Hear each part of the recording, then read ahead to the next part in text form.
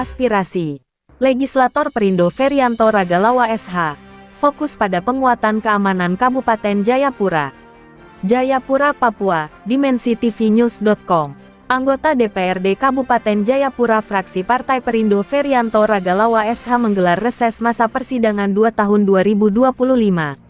Saat ditemui awak media Dimensi TV News, Ferianto menyampaikan sudah melakukan bertemu masyarakat di beberapa tempat yaitu Kampung Yahim, Kelurahan Dobon Solo, lokasi Doyo Grand dan yang terakhir Kelurahan Hinekombe, yaitu untuk datang mendengar apa yang menjadi masukan dari masyarakat. Karena reses merupakan komunikasi dua arah antara legislatif dengan konstituen, melalui kunjungan kerja secara berkala merupakan kewajiban anggota DPRD untuk bertemu dengan konstituennya secara rutin pada setiap masa reses. Sementara masa reses adalah masa kegiatan DPRD di luar kegiatan masa sidang dan di luar gedung. Masa reses mengikuti masa persidangan, yang dilakukan sebanyak 3 kali dalam setahun atau 14 kali reses dalam periode 5 tahun masa jabatan DPRD. Reses bertujuan menyerap dan menindaklanjuti aspirasi konstituen dan pengaduan masyarakat guna memberikan pertanggungjawaban moral dan politis kepada konstituen di Dapil sebagai perwujudan perwakilan rakyat dalam pemerintahan. Reses juga bertujuan untuk mempercepat hubungan informasi antara pimpinan OPD dengan kepala desa, ketua RT RW, tokoh masyarakat serta masyarakat itu sendiri sehingga aspirasi mereka diharapkan menjadi perhatian para pimpinan OPD yang bersangkutan, ujar Ferianto. Usai reses, Ferianto menyampaikan, pihaknya akan mengupayakan dan memperjuangkan aspirasi masyarakat yang telah ditampung.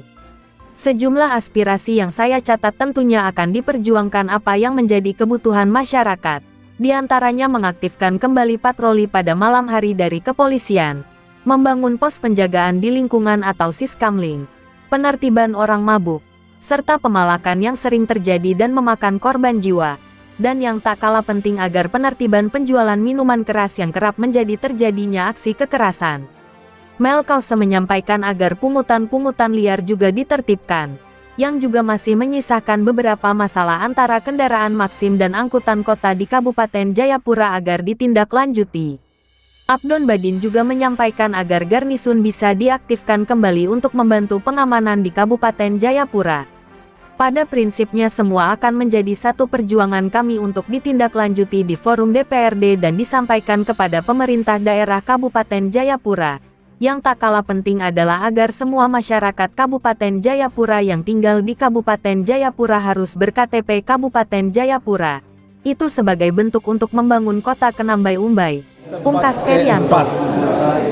Karena satu hari itu dianjurkan untuk satu kali reses 5 tempat dengan kapasitas 140 orang. Tapi kali ini kita lihat sendiri, ini tempat yang keempat. Pertama, kedua, ketiga sudah, ini yang keempat. Ya teman-teman antusias saya hari ini dengan teman-teman sopir. Karena saya melihat bahwa saya punya pendukung kemarin paling banyak sopir, sehingga kita harus kumpul mereka supaya bagaimana kita menyatukan pendapat. Mungkin ada kendala-kendala mereka saat mencari nafkah, nah itu yang kita pertanyakan hari ini, tempat-tempatnya begitu. Ya, Pak Dewan, ini kan ada efisiensi anggaran ini. Ya. Nah, turun ke masyarakat, dampak yang kena masyarakat rasakan bagaimana? Ya memang rata-rata masyarakat merasa kesulitan.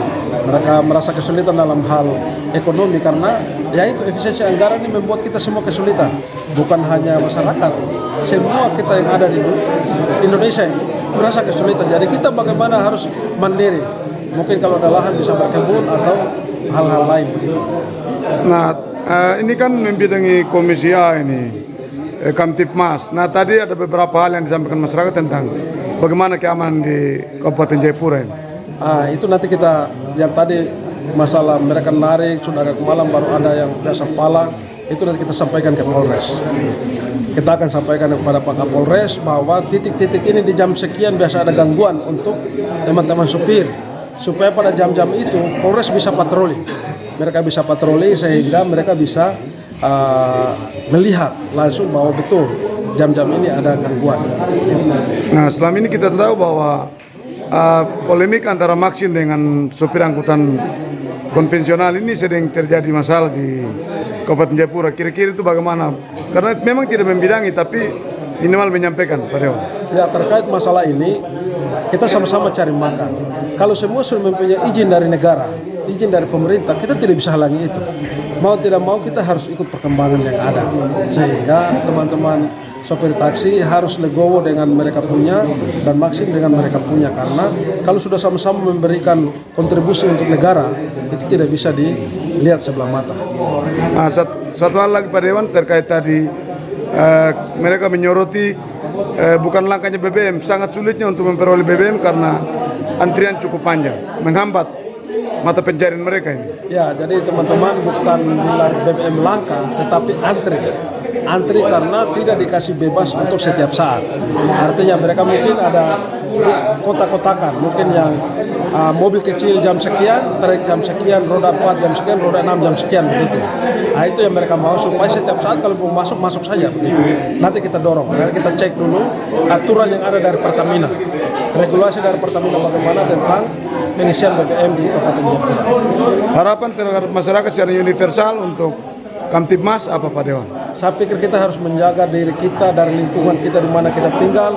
Kita harus menjaga keamanan dalam menghadapi PSU bulan Agustus, maka kita harus menjaga keamanan, kita memberikan hak suara kita kepada orang yang tepat sehingga perkembangan kemajuan Papua itu bisa terjawab dengan baik. Terima kasih Pak Dewan.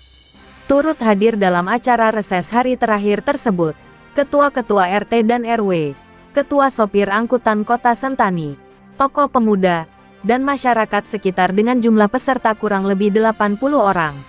Liputan, Eduardus Lede Umbupati, Wakil Kepala Perwakilan Wilayah Provinsi Papua, mengabarkan untuk dimensitivinews.com. Inspirasi membangun daerah.